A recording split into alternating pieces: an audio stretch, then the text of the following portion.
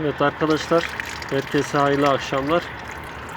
Esenler Fevzi Çakmak Mahallesi'ndeyiz.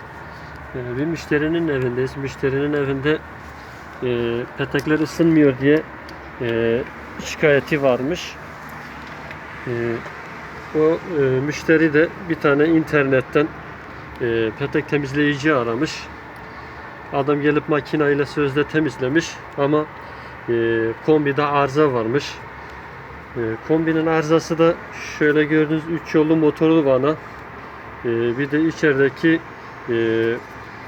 yönlendirici iç mekanizması var. Yani bir sıcak suyu bir peteklere su veren yönlendirici. Ya adam gelmiş sözde petekleri temizlemiş. Biz de kombinin suyunu bir petekten boşaltmak için bir peteği açtık. Maalesef hani adam makineyle temizlenmiş ama şu an peteklerin içindeki suyu görüyorsunuz.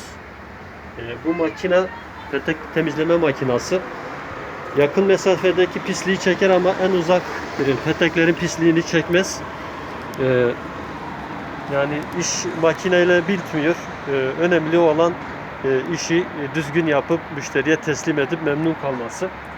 Abla daha sonra şikayeti giderilmemiş, petekleri temizlenmemiş ve ısınmamış. Adamları defalarca aramış, adamlar hiç dönüş yapıp gelmemiştir. İşte buranın arızası da budur. Bir de petekleri gördüğünüz gibi içi dolu pislik. Herkese hayırlı akşamlar.